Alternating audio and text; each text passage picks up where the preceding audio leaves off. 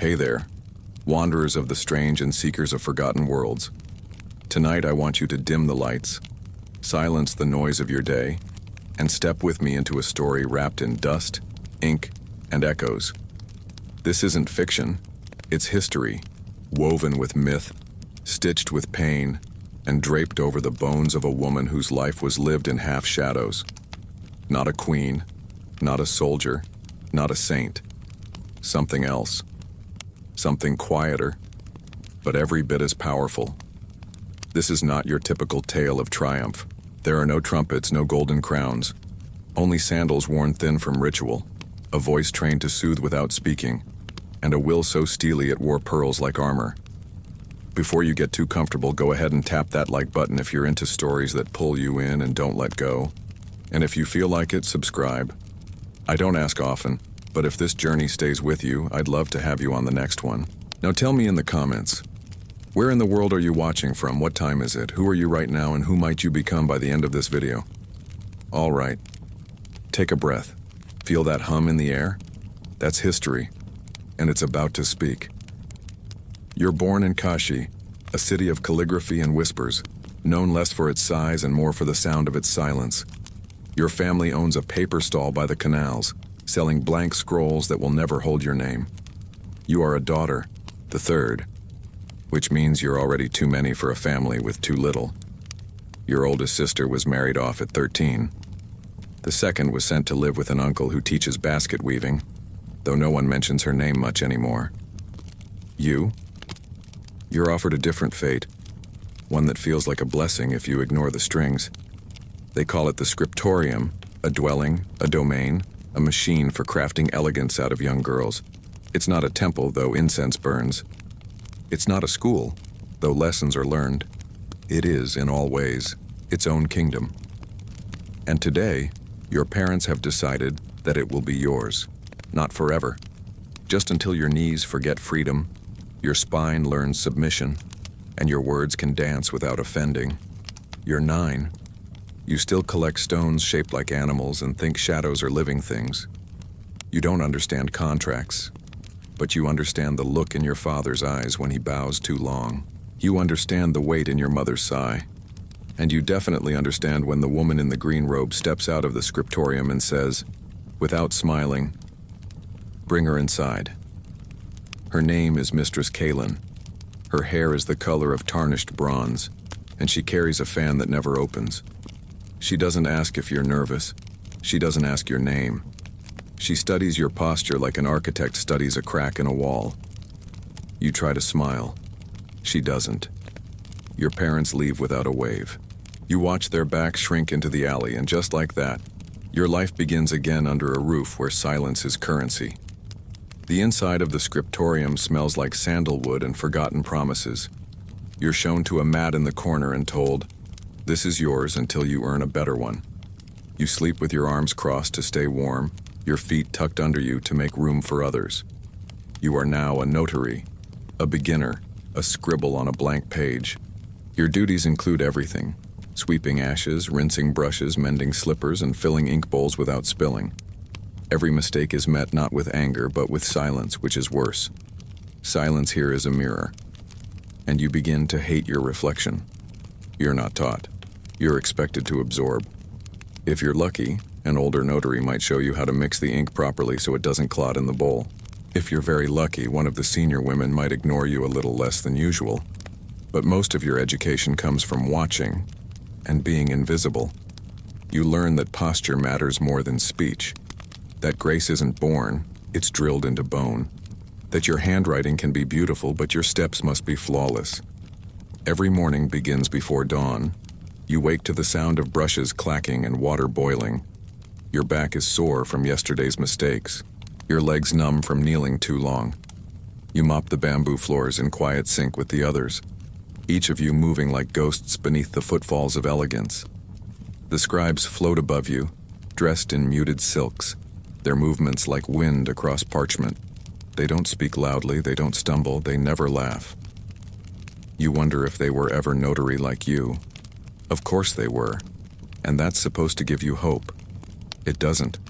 Your first real lesson is not calligraphy. It's stillness, Mistress Kalen ties a pebble to your head with a silk string and tells you to walk the garden path without letting it fall. You last 3 steps. She doesn't scold. She just says, again. You repeat it until your legs burn and your soul itches. Until the pebble stays but your breath shakes. Until you stop thinking of the pebble at all and start becoming the thing it balances on. When you're not balancing stones or scrubbing ink stains from sleeves worth more than your childhood, you sit in on rituals. Not to participate, never that, but to watch. To learn when to pour tea and when to disappear. To memorize the rhythm of laughter. To count how many seconds a smile should linger. These are not instincts, they are formulas. The scriptorium doesn't teach you how to be yourself. It teaches you how to disappear properly. You are scolded once for humming, once for sitting with your toes curled the wrong way, once for speaking when no one asked. You're praised only once, and it's not with words. It's with the faintest nod from Mistress Kalen after you refill her ink bowl without spilling a drop. You replay that moment in your head every night like a lullaby with sharp edges. Weeks blur into months. You forget what your mother's voice sounds like. You forget your own name during a posture drill and are told, "That's all right. You won't need it here." You learn to hold a brush between your fingers and a storm behind your eyes. You can now recite the 12 forms of bowing, though your knees ache each time. You have mastered the art of saying nothing with your face while your thoughts scream in 5 different directions. And then one day you are told, you are ready for form practice. You think this might be a reward. It isn't. It's a new layer of suffering. In form practice, you kneel in front of a mirror for 6 hours and do nothing but exist gracefully. No speaking, no blinking too fast, no leaning, scratching, adjusting, or sneezing. If your nose itches, you let it burn. If your ankle goes numb, you let it sleep. You are transforming minute by minute into a living sculpture. At first your muscles scream, then they go quiet. Then you begin to wonder if maybe this is how marble feels. Eventually, you don't break posture when the candle beside you flickers. You don't flinch when someone behind you drops a tray. You have begun to shed, not just comfort, but identity. Your name doesn't matter. Your past is irrelevant. All that matters is elegance under pressure, and you're starting to achieve it. You are still a notary, still invisible, still assigned to carry messages and pick up spilled inkstones. But now when you pass through the halls, a few of the scribes nod ever so slightly. You've started to exist. Just barely. You find comfort in repetition. It's easier than memory. Your days are clean, folded, unchanging. Pain is predictable. Expectations are sharp but clear. You no longer cry when your hands blister from rice scrubbing. You simply note the pain and continue. You no longer resent the silence. You crave it. It is the only thing that doesn't demand perfection. One night you are summoned to Mistress Kalen's chamber. She tells you tomorrow you begin language training. You nod. She adds, "Don't smile. It's unbecoming of your role." And you nod again, slower this time. You return to your mat, knees aching, but heart strangely lifted. You don't smile, but you feel something beneath your ribs. Not joy, not hope. Just forward. And that, in this house, is a miracle. The next morning begins like all others. Before the sky softens into blue, before the birds remember to sing. But this time, your footsteps echo differently in the corridors. You are no longer carrying ash bowls or wiping ink from cracked wood. Today, you walk to the Hall of Sound, a chamber of paper walls and polished stone where speaking is both a privilege and a trap. You are given a seat on a worn mat, across from a woman dressed in dusk-colored robes, her voice wrapped in silk and her gaze lined with winter. Her name is Saya, and she is what they call a listener, a master of conversation, an alchemist of syllables. She doesn't teach you what to say. She teaches you how to mean things without ever saying them. The lesson begins not with a greeting, but a silence that stretches longer than comfort allows. When she finally speaks, it is with the careful weight of someone balancing a blade on her tongue. "Words," she says, "are weapons too soft for war and too sharp for peace. Choose yours like needles, not like nets." You begin by reciting poems. Old ones, phrases etched into your memory from evenings spent pressing your ear against the scriptorium walls. You stammer. You forget where the line breaks fall. Saya corrects nothing. She only watches.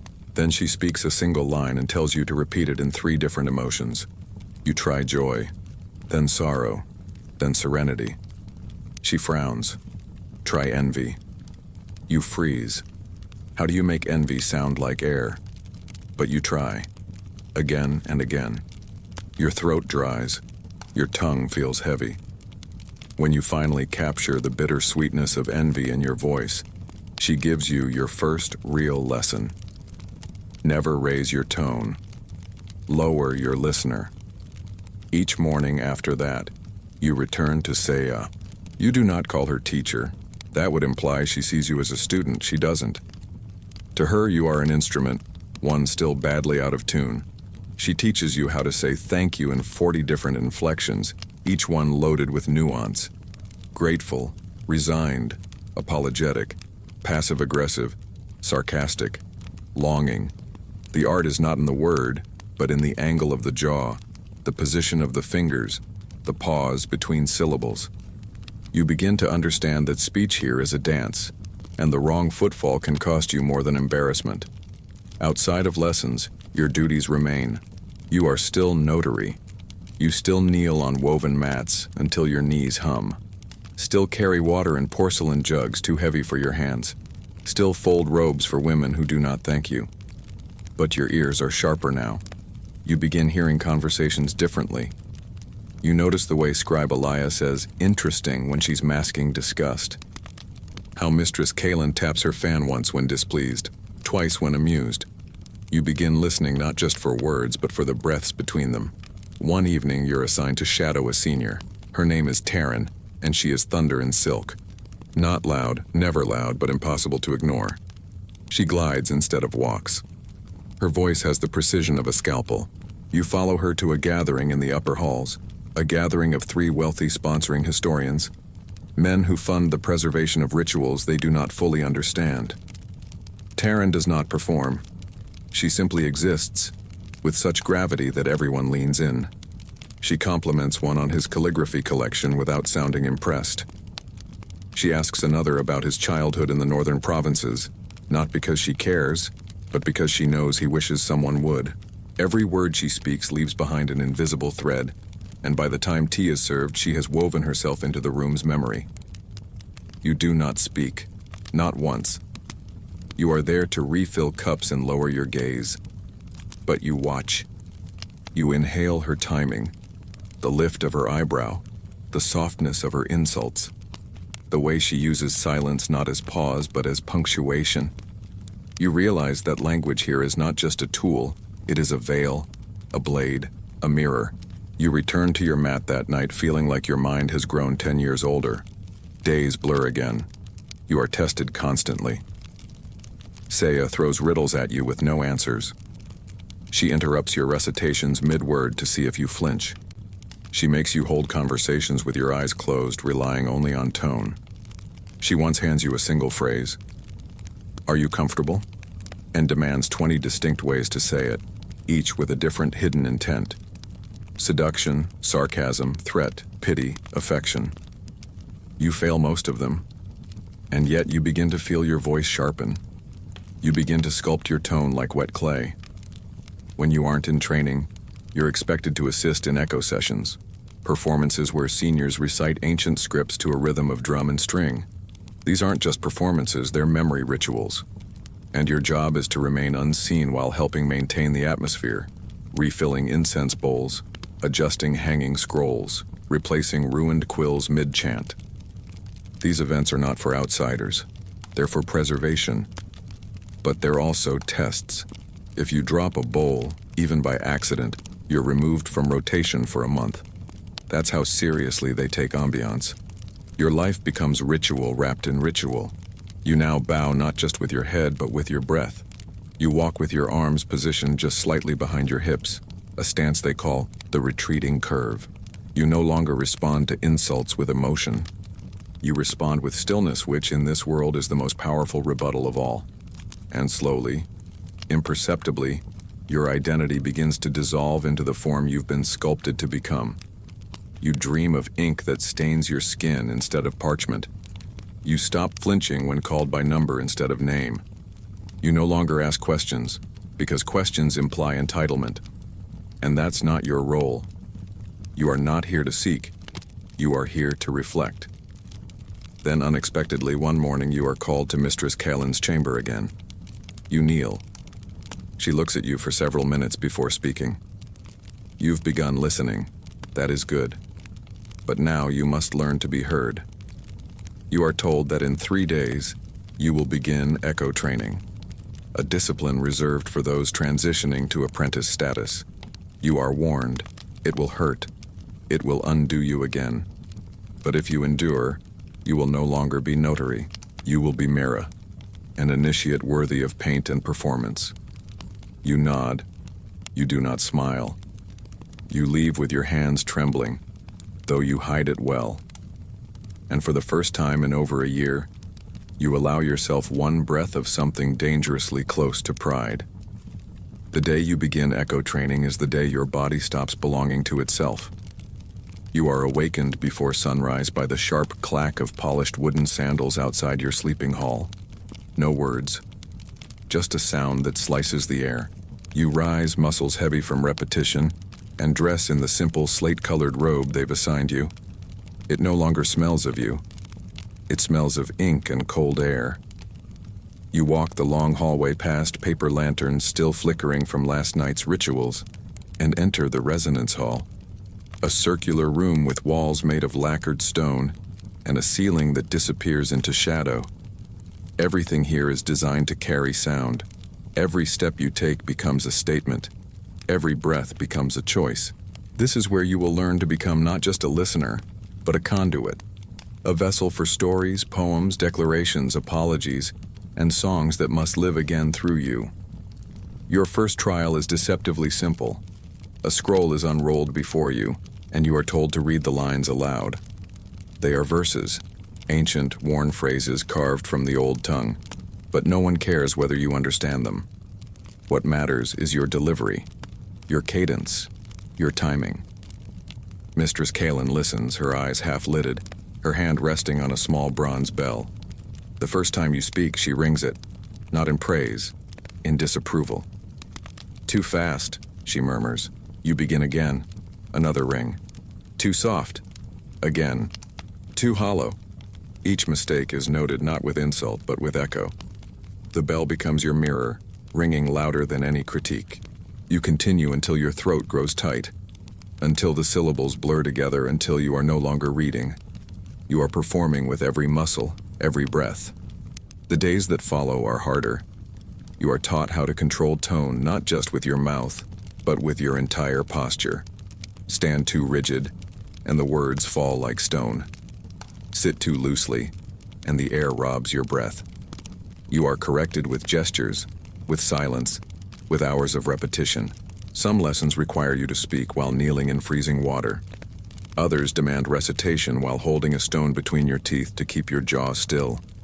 Nothing is arbitrary. Every hardship is designed to sharpen you, to turn your voice into a blade so precise that it leaves no wounds, only resonance. You are also introduced to the voiceless chamber, a smaller room where you are not allowed to speak at all. Instead, you convey entire verses with nothing but gesture, breath, and expression. It feels like drowning in dry air. But somehow, slowly, you begin to understand how meaning can survive even without sound. You learn to echo a line with your eyes, to let your fingers trail the shape of a metaphor. In time, Mistress Kalen nods after your 5th silent recital and says only, "Almost." That word, so rare and brittle, feels like a metal pinned to your ribs. Outside the resonance hall, your duties shift. You are no longer assigned to clean floors or polish sandals.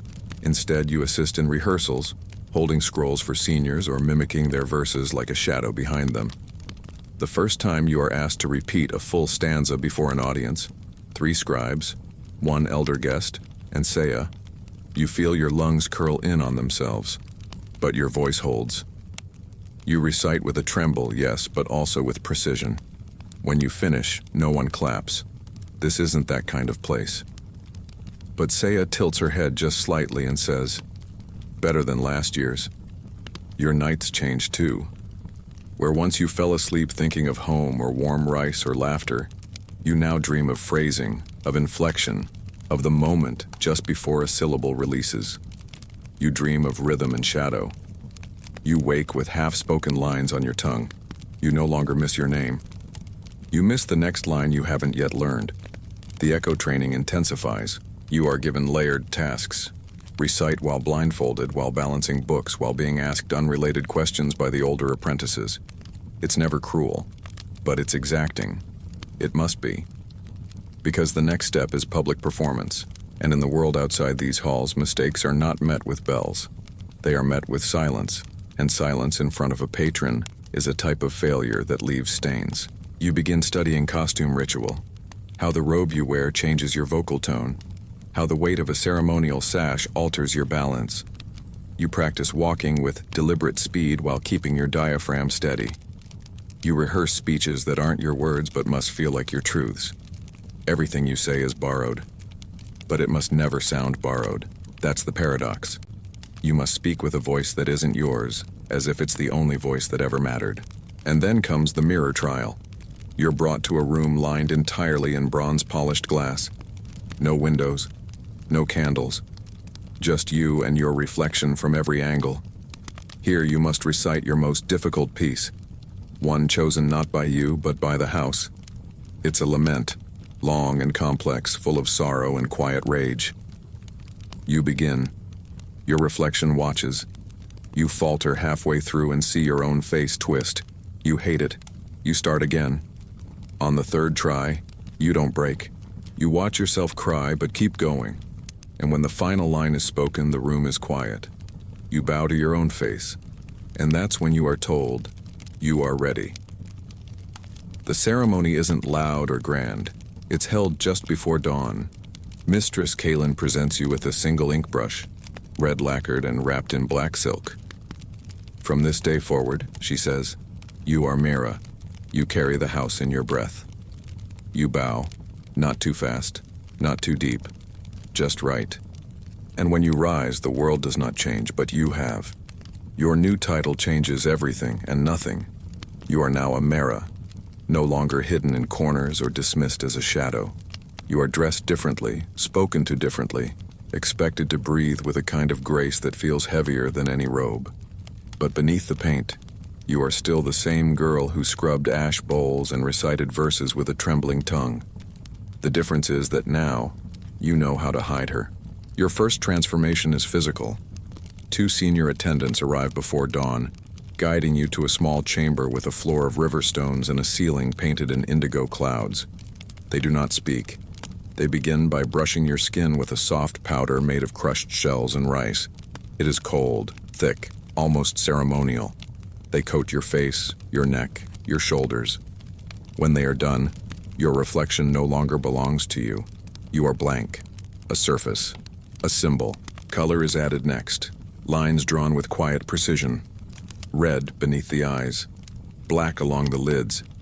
Your lips are painted in a delicate oval, but only the upper one for now. They say it shows humility. It feels like a silencing spell. Then comes the robe. It is no longer the plain cotton of the notary or the neutral gray of a student. This robe has weight. It is deep emerald, embroidered with patterns you don't understand but instinctively fear. The sleeves hang low enough to touch the ground. The collar is stiff and unforgiving. A sash is wrapped around your waist, thick, tight, tied into a complex knot known only to the senior attendants. It feels like armor. Beautiful, ceremonial, unrelenting armor. When they finish, you are handed your new sandals. Flat, polished wood with a narrow sole that forces you to walk slowly, deliberately, silently. You try to take your first step and almost fall. The attendant does not catch you. She merely says, "Control begins at the heel." Your second transformation is mental. You are given a small booklet bound in black thread.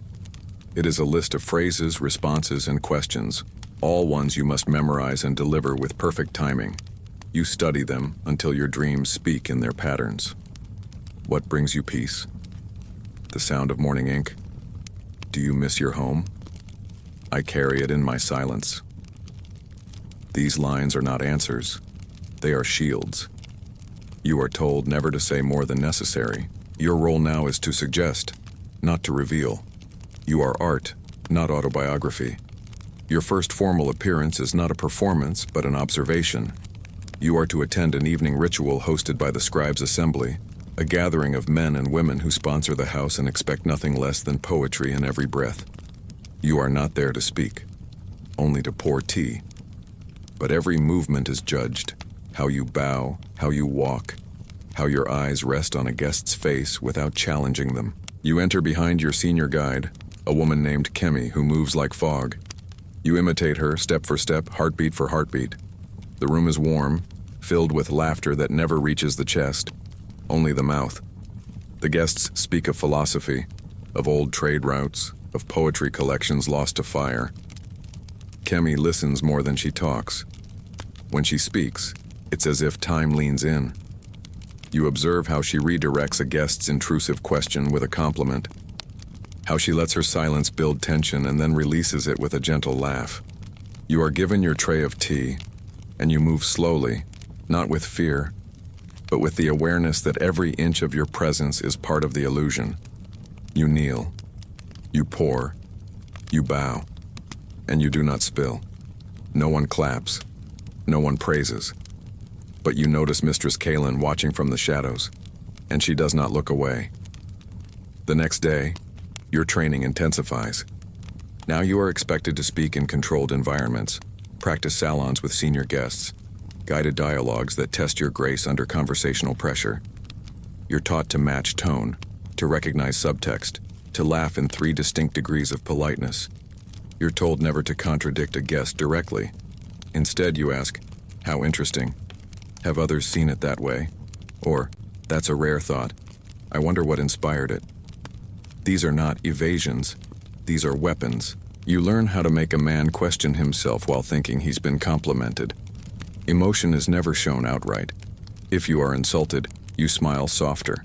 If you are praised too generously, you bow deeper. You are becoming layered, like lacquer. You are learning how to protect the core of yourself beneath coats of practiced serenity. But the toll is real. Some nights you lie on your mat staring at the ceiling, your face washed clean, your voice echoing in your own head. You wonder if you are still a girl or if you have become entirely mask. And yet when dawn comes, you rise, reapply the paint, and tie your sash without help. Because this, too, is part of the dance. You begin performing small rituals for selected guests, recitations, fan dances, poetry accompanied by lute. You wear different robes now, each one marked by season, by role, by ranking. Everything communicates. The color of your sash says whether you are new or seasoned. The height of your sandals signals whether you are still learning or ready to host. Even the hairpin you wear can betray your status.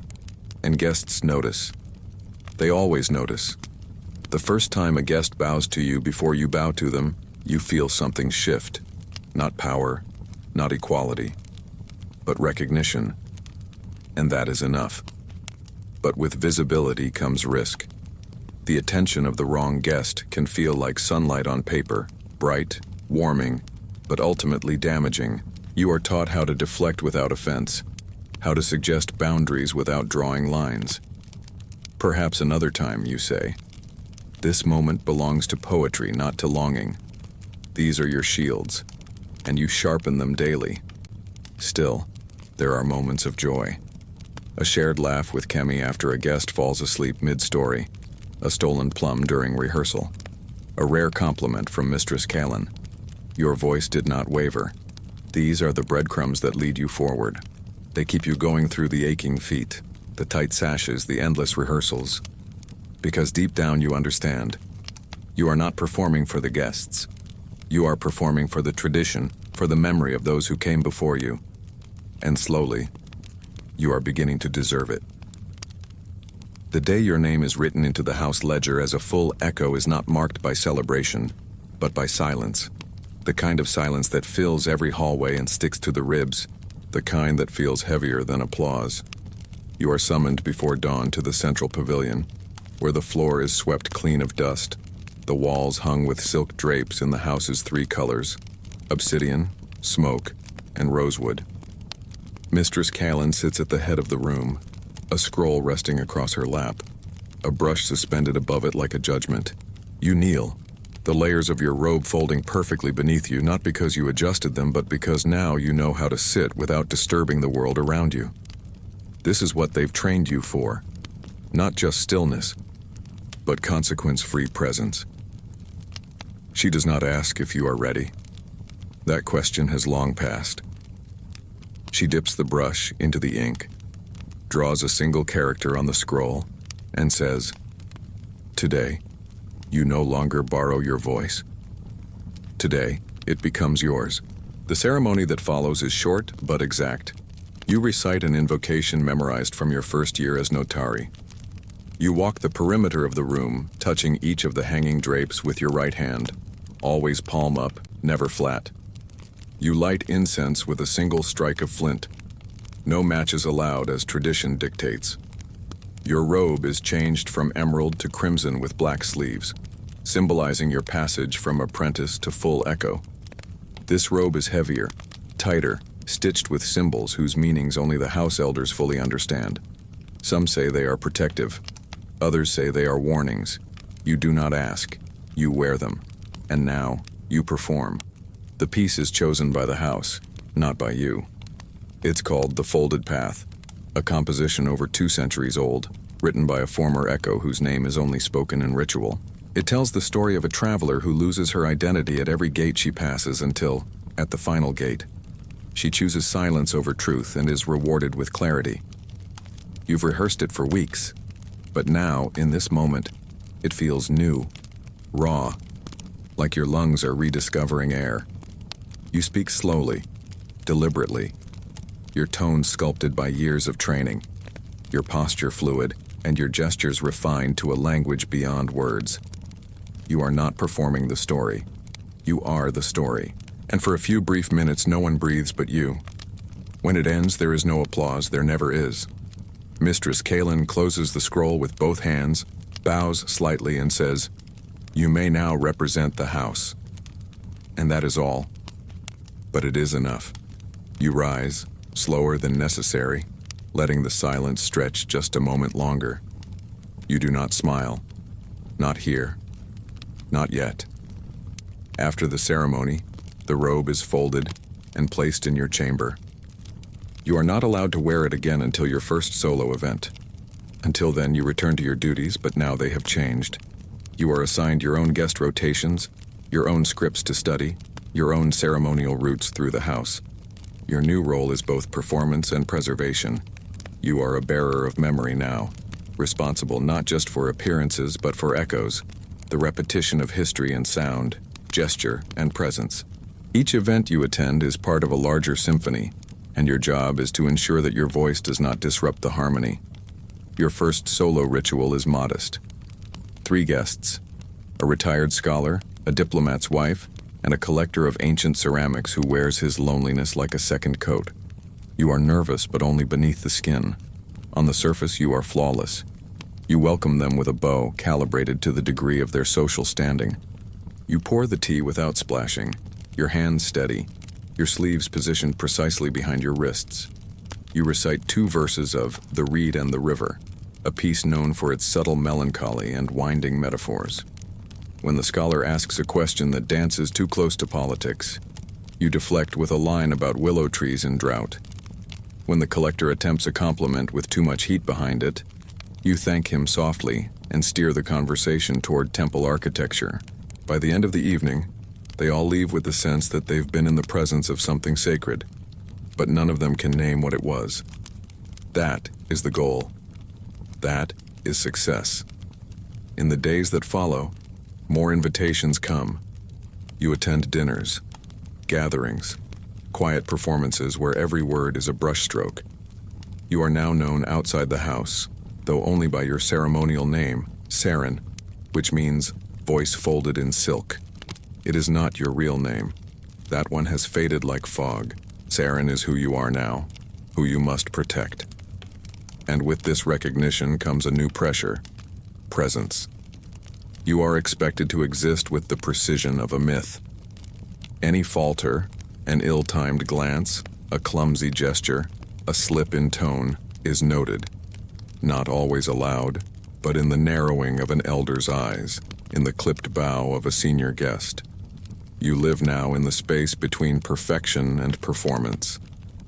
One evening, you're assigned to a diplomatic gathering hosted in the high atrium, a room of glass and gold where words echo with the weight of alliances.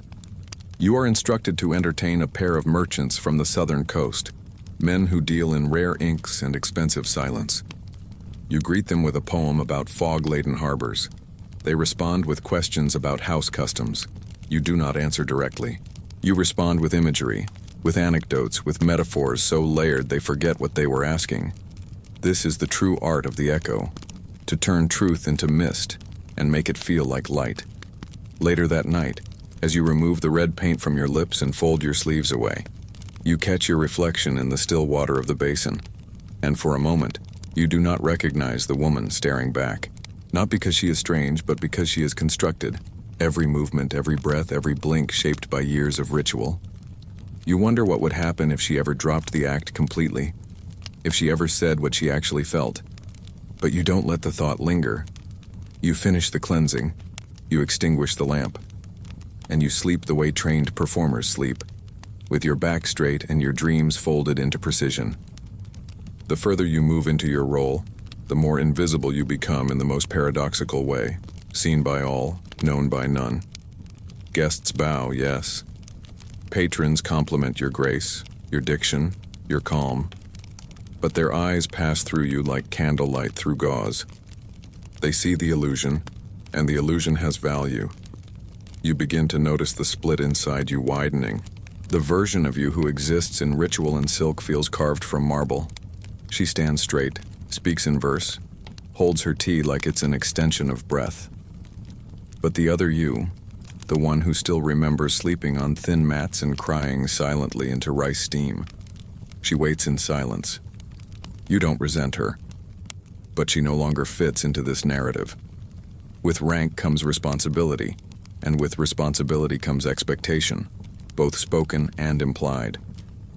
You're assigned a sponsor, a man named Aaron Voss, who owns half the ink distribution in the lower provinces and smells faintly of cedar and confidence. He is not unkind. In fact, his attention is soft, his compliments rehearsed, his presence calculated. But every gesture he makes is weighted, laced with the subtle tone of ownership. He never touches you. He doesn't have to. His gaze lingers like it already has permission. Mistress Kalen speaks of him with the tone one uses for weather, a force beyond protest merely to be endured. He funds 3 performers. You're the 4th. He believes in the value of quiet, she says. You wonder if that's meant to be a comfort. Your relationship with Aaron is transactional poetry. He listens to your recitations like a connoisseur tasting vintage wine. He praises your ability to make silence feel sacred. You learn his habits quickly.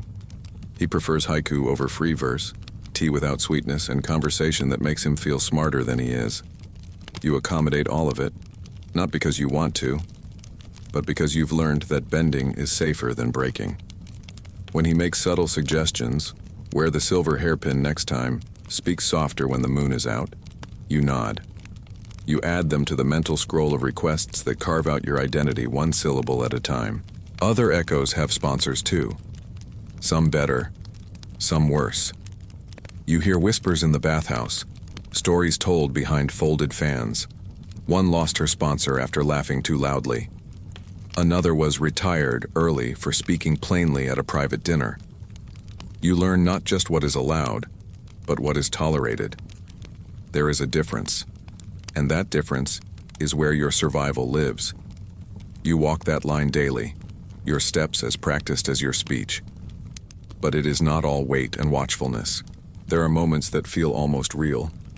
A winter performance in the snow where you recite the quiet path before an audience of silent monks, and one of them weeps softly as your voice folds into the wind. A festival evening where the lantern light makes your reflection shimmer and the children mistake you for a spirit of stories. A late night tea with Kemi, where neither of you speaks, but the warmth shared between hands and breath feels more like truth than any poem could offer. These are rare, small things, but you gather them. You keep them hidden in the part of your heart that has not been hollowed out. Still, the longer you wear the role, the more you begin to wonder. What remains after the performance ends? Each day your routine is the same. Rise before the sun. Paint the mask, not the robe. Walk with purpose. Speak with care. Breathe with silence. Perform with perfection. And somewhere along the way you stop wondering whether people love the echo or simply what she represents. You stop wondering if you, beneath the layers, are still a person or just a beautifully rehearsed reflection. One evening, a new guest arrives, a foreign trader with a thick accent and a skeptical air.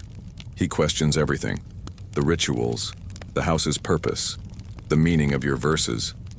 At first you respond with your usual tools: polite redirection, metaphor, amused detachment. But then he says something different, something that lodges under your skin like a splinter. You speak beautifully, but have you ever spoken for yourself? The room quiets, eyes turn. You feel the words freeze on your tongue. You answer, of course, gracefully, deflecting with a line about the beauty of restraint. But that night, you lie awake for hours. His question echoes in your mind like a verse you were never taught how to finish. In the days that follow, you begin noticing cracks in the veneer of others too. A senior echo, once flawless, begins missing cues. A scribe forgets her verses mid-performance. Kemi starts arriving late to rehearsals. Mistress Kaylin grows quieter than usual. The house, once a sanctuary of precision, begins to feel like a porcelain mask, still gleaming, but starting to fracture. You are told nothing directly, but you know something is shifting. The rituals continue, but now they feel more like protection spells than celebration. Something is being held back, or held together. Then comes the fire. It is small, contained quickly, but it leaves a scar across the western storage wing, and with it, the destruction of dozens of scrolls, some over 100 years old. The echoes are summoned, not to mourn, but to recreate. You are handed fragments, charred bits of verse, half-formed characters, phrases recalled from fading memory. Your task is to reconstruct the performances, word for word, tone for tone, rhythm for rhythm. It's impossible, but you try anyway, because failure is not an option. And in the process, you realize something profound. You are no longer just a performer. You are a vessel of preservation. The fire is put out, the scrolls rewritten, the rituals resume, but something in you stays burned. You begin to wonder what would happen if you left, not escaped, just walked away. Would the silence follow you? Would your identity collapse without the robes, the script, the house? Or would you find a new voice buried somewhere beneath the ashes of everything you've rehearsed? But you don't leave, not yet, because your presence is still needed, and because somewhere deep inside a small part of you still believes in what the house stands for. Not the perfection, not the performance, but the quiet strength of women who have built a life from silence and story. And so you stay. For now. By the time the season turns, the house is different. Not outwardly. The walls are still polished. The rituals still performed. The guests still arrive in fine robes and leave slightly intoxicated on poetry and floral wine. But something beneath the surface has shifted. You can feel it in the way the attendants fold the robes too quickly, in the quiet tension that lingers in the air before performances, in the conversations that now end with half-finished phrases and glances exchanged behind painted fans. There is no announcement, no declaration, only silence that feels too thick, like it's hiding something just beyond reach. Mistress Callan, once omnipresent and unshakable, begins missing meals. She speaks less, watches more. Her fan, once a prop of punctuation, now rests limp in her lap, unopened. And still, The performances continue, because that's what you do. You dance while the ground shifts. You smile while the walls lean inward. You speak in beauty while the air grows heavy with something unspoken. You are sent to more gatherings now, and not always with warning. Some mornings you are told during breakfast that you'll be reciting at noon. Other times you're pulled into late-night events with barely enough time to adjust your robe. Precision becomes improvisation. Rehearsals are cut short. Attendants whisper of debts unpaid, patrons thinning out, supplies being stretched. But no one says the word. Decline. Not allowed. Because if it's said, it becomes real. One evening, as you return from a lengthy recital on the edge of the Eastern Gardens, you find Kemi sitting alone in the dressing chamber, her robe half unfolded, her face bare. No paint, no polish, just her, tired, real, human. It's jarring. You haven't seen her like this since your first year in the house. She looks up and doesn't flinch at your presence. They're asking too much now, she says softly. From us. From everyone. You nod, unsure what's safe to say. She leans back against the wall, voice distant. They used to say we held the world together with silence. But what happens when silence cracks? You don't have an answer.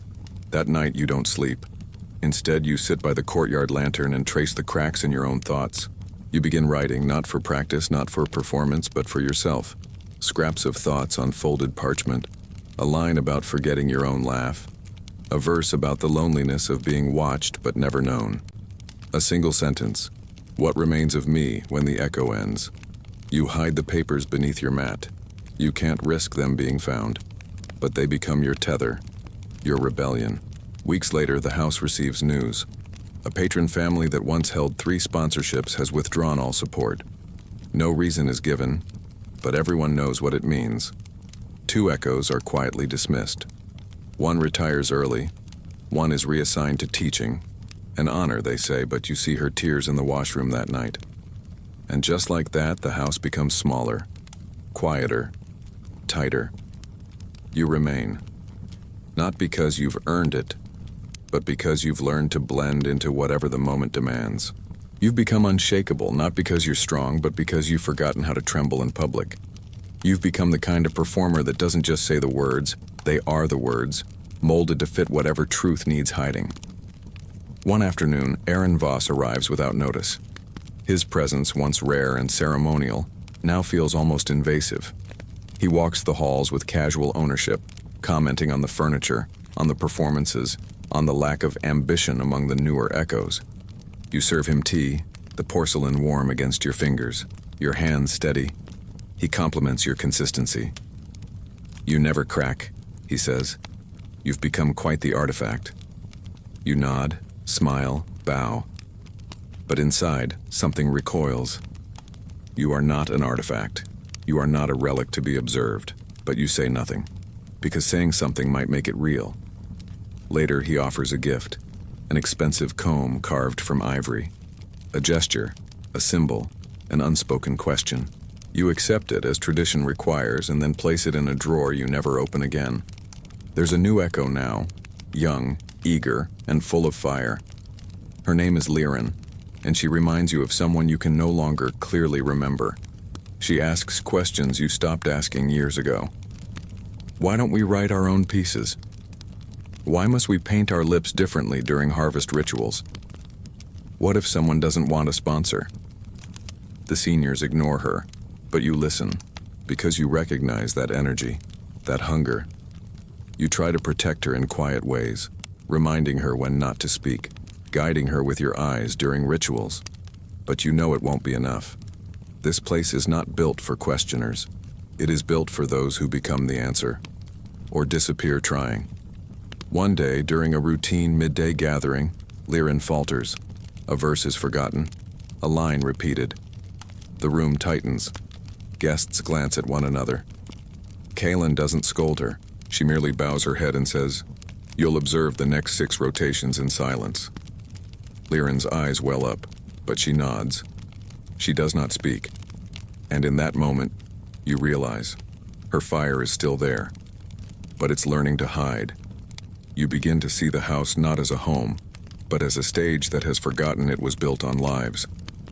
The rituals, once sacred, now feel mechanical. The verses, once meaning-filled, now recited with practiced hollowness. You perform them still, because you must, because tradition demands it, because your silence is no longer yours to break.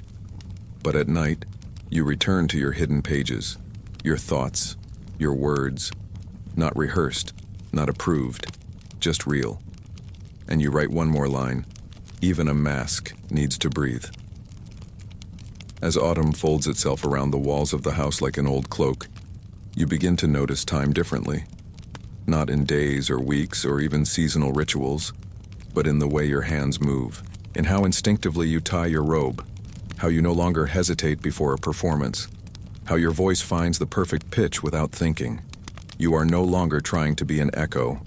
You are one. But somewhere in that seamless transformation, something essential has been lost. Not stolen, surrendered. It's subtle, like the first wrinkle in a silk screen or the scent of paper just before it scorches. And yet you carry on because that's what you were trained to do. Continue beautifully, even through erosion. The guests still come, though fewer than before.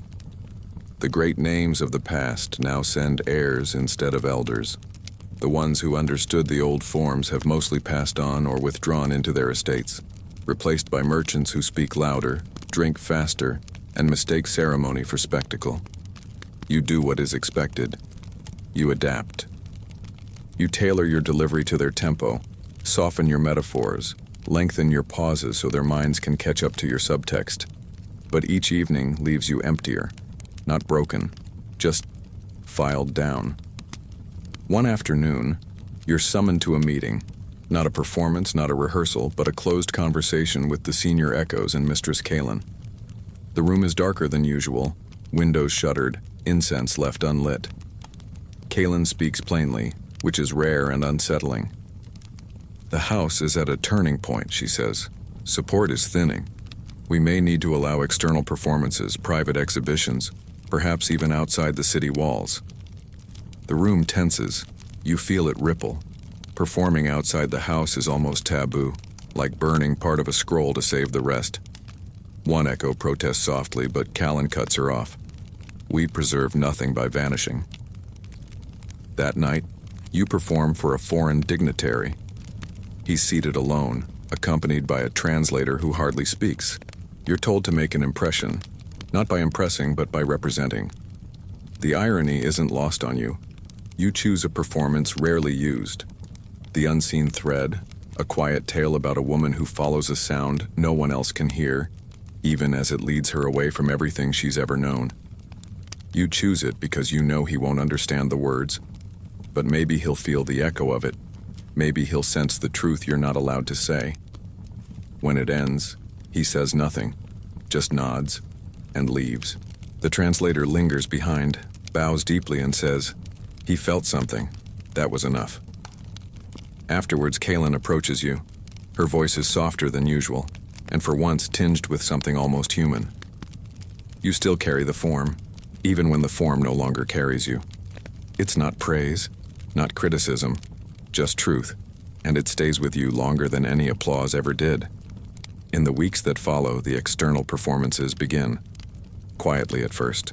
A curated circle of guests in garden estates, closed courtyards, ceremonial parlors repurposed as stages. You travel beyond the walls, dressed in the house's new midnight blue, a color meant to convey both tradition and adaptability. You recite for collectors, for nobles, for scholars who record every gesture as if they'll later dissect it for accuracy. The further you go from the house, the louder the silences become. These guests do not understand the pause between verses. They want more.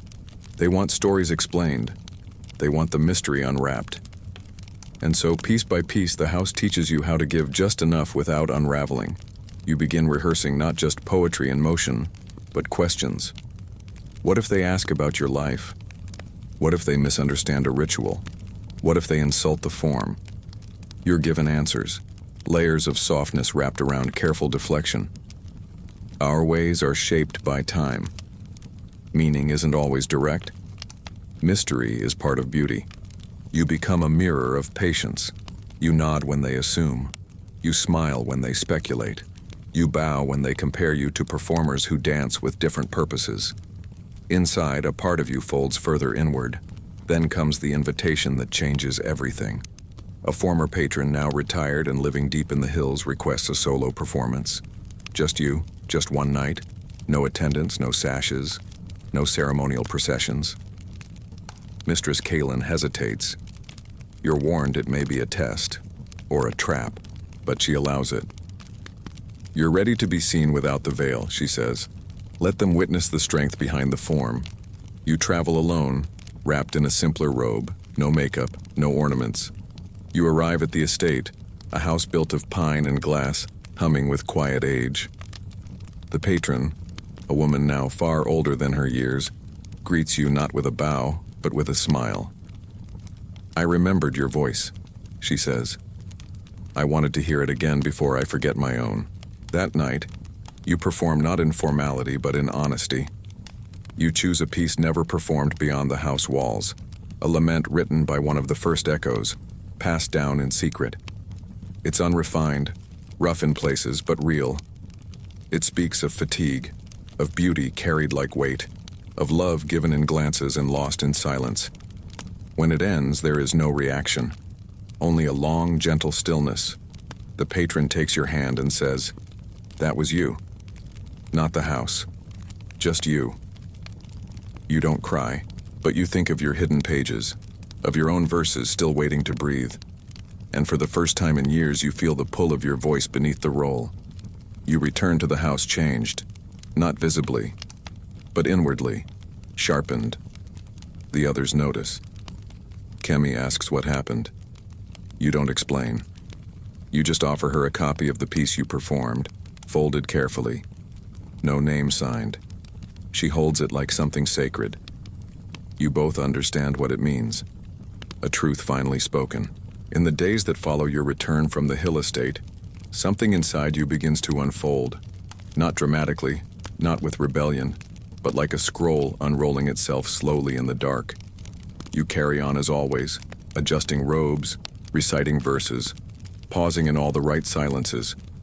But the act no longer consumes you. Where once your gestures were driven by instinct, now they are deliberate, conscious. You move not because the role demands it, but because you choose to. You are no longer the voice the house shaped. You are your own echo reverberating through its walls with quiet, measured defiance. Others begin to notice the shift, though no one speaks of it directly. Mistress Kaylin watches you differently, less like a mentor monitoring a performance and more like a reader trying to decipher the final page of a book she thought she'd already understood. Kemi speaks less but walks beside you more. Liren, bold as ever despite the bruises the system has left in her tone, starts sitting closer during evening meditations, her eyes asking questions her mouth no longer risks voicing. Even the guests lean in more, sensing something beneath your words they can't quite grasp. It isn't that your performance has changed. It's that the truth behind it is starting to show. And yet nothing on the surface cracks. Because you've learned how to carry contradiction with grace. You walk the same path from the dressing chambers to the atrium. But now your thoughts drift not to what the guests might want, but to what you are becoming. The more you embody the perfect echo, the more you feel the distance widen between who they see and who you are. It is a strange kind of freedom, to know that you are not what they believe, and still have the power to shape what they feel. You are no longer just a vessel for tradition. You are a sculptor of experience, and slowly, you begin bending the performance toward honesty. It begins in small ways, a slight hesitation before a bow, a glance held longer than etiquette allows, choosing a piece that carries ambiguity instead of perfection. Then, one evening, in a gathering of noble educators, you deliver an untitled piece from the house's restricted archive. A quiet meditation on forgotten voices, on names no longer recorded, on the silence between generations. It's not meant for performance. It's a study text, but you speak it anyway, softly, deliberately, folding your pauses with reverence. And when you finish, the room remains still, not out of politeness, but reverence. One guest whispers, "Was that hers?" Another replies, "No, that was someone alive." Afterwards, Mistress Kaelin meets you in the lower corridor. Her voice is low. You spoke without permission. You nod. There's no apology in you, only breath. She doesn't scold. Instead, she studies your face like a map she once memorized and now finds foreign. "What are you trying to prove?" she asks. And for the first time in years, you answer from the part of you that hasn't been scripted. "That I'm not a shadow." She says nothing, just walks away. A week later, Liren disappears. There's no announcement, no explanation. Her chamber is cleaned, her belongings removed. You ask Kemi, and she only shakes her head, eyes down. You ask Kaelin, and she replies, "She was not suited for silence." The words sting, not because they surprise you, but because you realize how easily they could be said of you.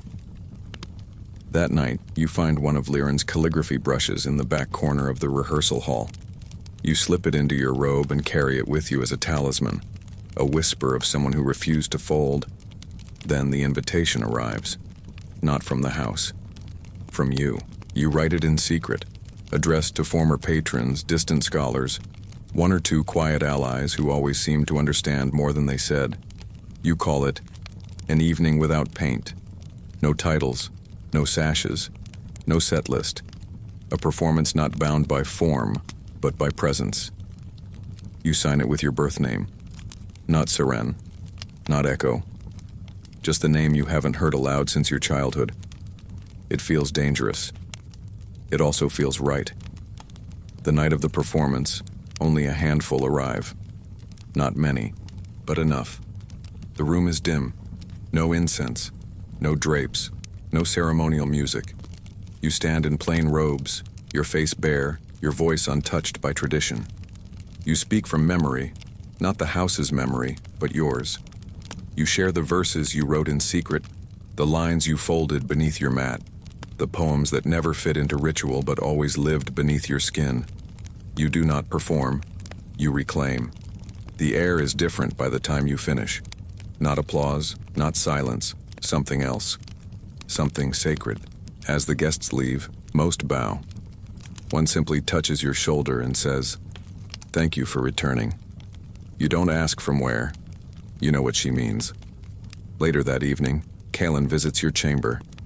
She doesn't enter, just stands at the threshold. Her face is unreadable. Her voice is quieter than you've ever heard it. "If you do this again, they may ask me to remove you." You meet her gaze. "Then I'll speak louder." She leaves without another word.